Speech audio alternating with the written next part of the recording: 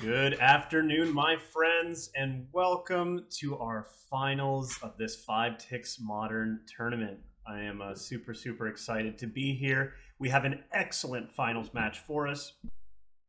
I'm joined by my good friend and fellow moderator of the Discord, maybe Lotus's Dan. Dan, how are we doing today? Thank you for being here. We're doing well. Good to be with you, Steven. And it should be an exciting match. They're both green-white decks, but they both have a chance at being the better green-white deck today. Well said. Well said. We do have a pretty fun mirror here for us. A mirror of sorts. Mirror in the colors, but not really a mirror at all in the style of decks that we have up against one another. Both of these players have a really cool kind of story of how they got here, because both of them caught some pretty bad pairings, all things told, in the quarterfinals. So, you know, Bobby here caught his pairing against Mono Red, which none of us expected for him to win in quarters, and Daniela caught his pairing against Living End in the quarters, which we didn't think he was going to win either. But both of these players have overcome their unfavorable quarterfinals pairings to now be here in the finals of our tournament to be battling it out. Pretty cool and exciting stuff, most certainly. And as a reminder, we have here Bobby, who is on green-white devoted Druid combo, and Daniela on a more straightforward, just green-white aggro beatdown deck. How is Daniela's hand shaping up over there, Dan? Well, it's pretty much on plan for the deck. We've got basically just four, green and white creatures with two Bronzehead Lion, one Fleecemane Lion, and a Dryad Militant. For turn, we drew a Dauntless Escort, and we got access to 3 lands. Gotcha. So well, we're not interacting so much with what right. Bobby's doing, unfortunately, but we are sort of just developing our mana and our board presence. Gotcha. Yeah, and unfortunately, before I'm even able to describe what's in Bobby's hand, he's most likely going to have won this game. He, continuing on his trend of having had some fortunate top decks in his favor throughout this top 8, he had top deck that devoted Druid, already had the Vizier in hand, and a Weird Harvest for the payoff, but he also got a Dustwatch Recruiter off that Incubation Incongruity. So now we just have the win already rolled up, all up in Bobby's favor. So let's see how much further we get down this combo, but Daniela is all tapped out. We know that he doesn't have any interaction in hand. We have infinite mana. We can either play out the Dustwatch Recruiter, or we can play out the Weird Harvest. We'll see how much longer Daniela plays out this game. He's going to scoop right away. He's going to scoop right away. Okay, well, that's just about how we expected this to go down. Yep. So, you know, definitely interesting here. So, immediately on Bobby's side, Bobby went immediately for the 2 Reclamation Sages. So, clearly, Bobby is respecting the existence of Worship and of Nevermore, because he knows that both of those enchantment hate cards could most certainly lock him out from winning the game in an unfair way.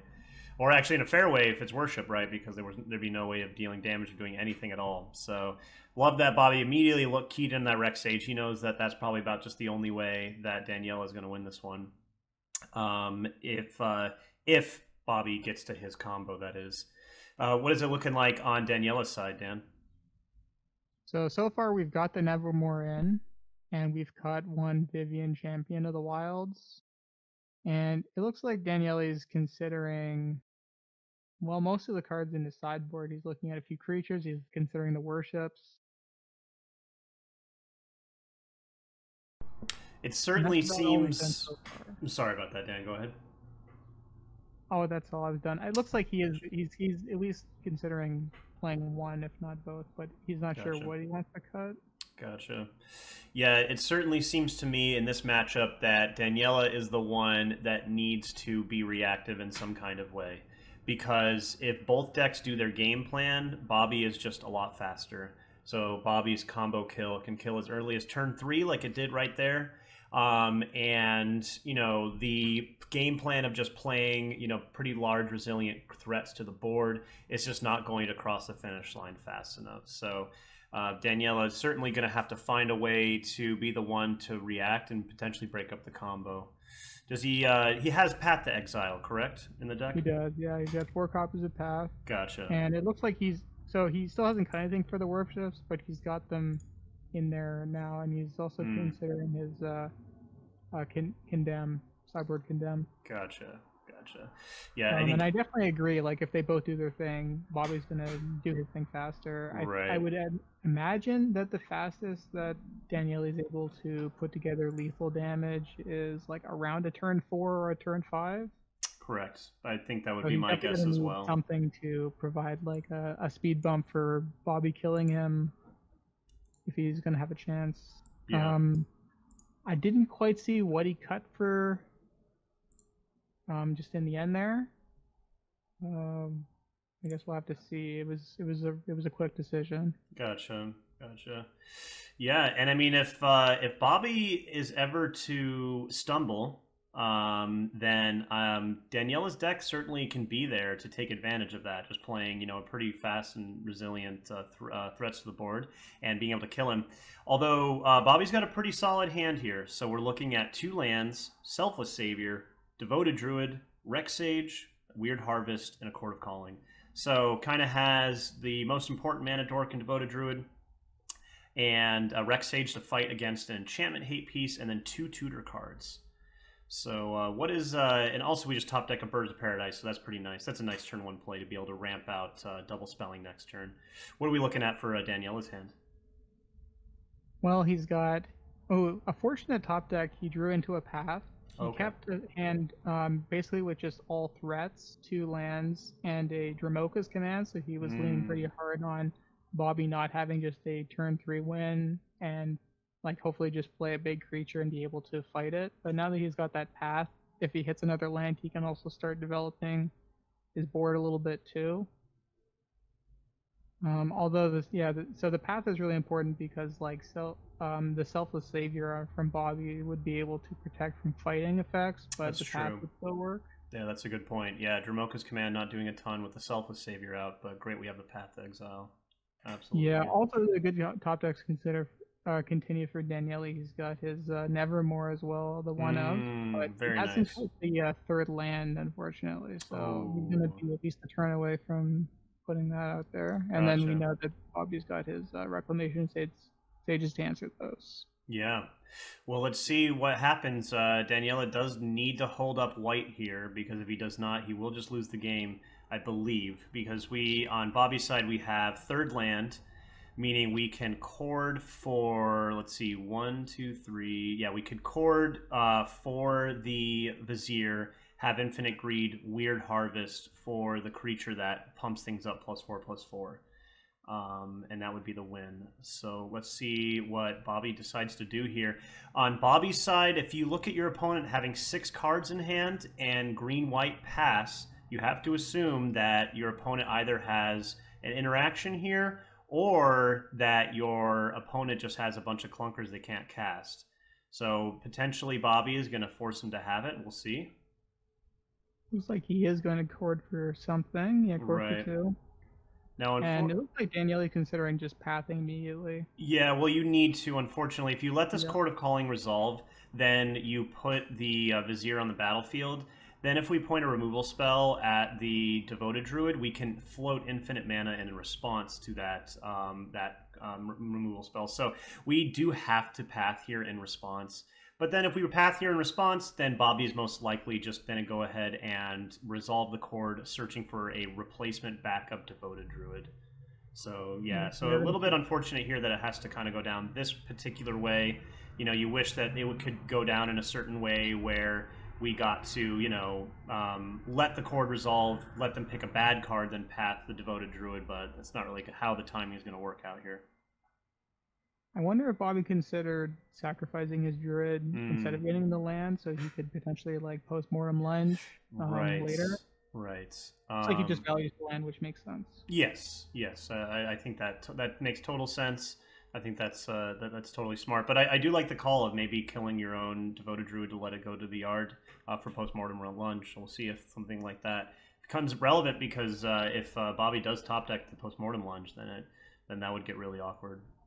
That's actually tragic top deck. We find a fortified village, which of course we don't have another land, but it's gonna be another tap land, and the best we can do is just hold up this Dramoka's Command, it looks like. Wow. Yeah, I mean, the 5 tickets mana bases are pretty rough sometimes.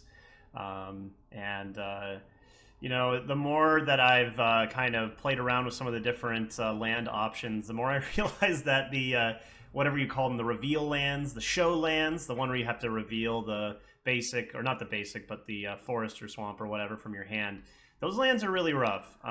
Those lands end up having really difficult sequences for your mana. So they're cheap. They're 5 ticks affordable for a good reason. Put it that way.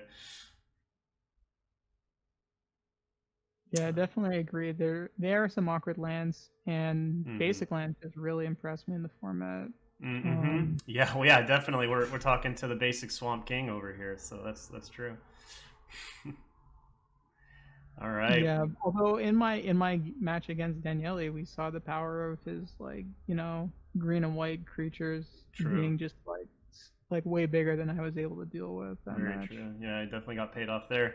Now, with this weird harvest, if I'm not mistaken, I believe this will be the game.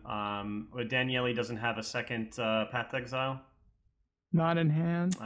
Yeah, so, wow, we have the Dramoka's Command, but we have the Selfless Savior to protect it. So Bobby is just going to weird harvest here, probably grabbing the Devoted Druid and the payoff. Sorry, the Vizier of Remedies, excuse me. We have the Devoted Druid on the board, but the Vizier of Remedies to make infinite mana with the Devoted Druid and the payoff, and then that should honestly be it. So, yeah, look at how awesome Weird Harvest is in this spot, because, you know, for Bobby, it's like, yeah, you can just grab 2 creatures that are just, you know, essentially vanilla beaters in this matchup, and that'll be just about it. So we'll see what happens here, but given any crazy off-the-wall Fjordian outs, this should wrap it up right here. Yeah, I wonder if Daniele's wishing that this Dramoka's Command could... So one of the modes on it is it can sacrifice an enchantment. It'd be really great if it could, like, make the opponent sacrifice a creature, but of course that would be more of a black card, right? Right.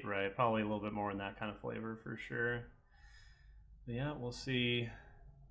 Because of course that would get around the Selfless Savior effect, but we're going to see that. Yep, so Danielle is going to play to his only out, which would be, you know, clicking through the Selfless Savior activation. You know, probably not going to work here. But yeah, we're going to go ahead and make some infinite mana here, and then fetch up the Gentleman that gives everything +3/+3, or +4/+4. I'm rusty on my 5 ticks budget Devoted Druid options.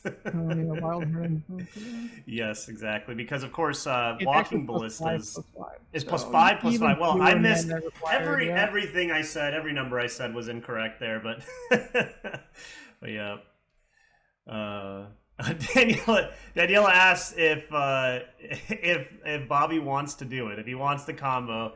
A gentleman to the end saying, like, hey, if you want to, for taking down the whole entire tournament, do you want to do it? And Bobby says he doesn't mind, but he said it might not make for great content. Well, hey, you know, whatever they want to do. Well, hey, that's the concession right there. And huge congratulations to Bobby. Well deserved. Excellent piece of deck building and excellent piloting all through our tournament. And pretty exciting here to give our finalist and our winner, Bobby, taking down a second tournament in the Grimflare Tournament Series. Pretty exciting stuff. And yeah, thank you everyone for watching, and we can't wait to see you for the next tournament. And Dan, thank you so much for tagging along. Thank you. Congrats, Bobby. Congrats, Daniele, for making it to the finals. Yep. And yeah, great tournament, Mirabito. Absolutely.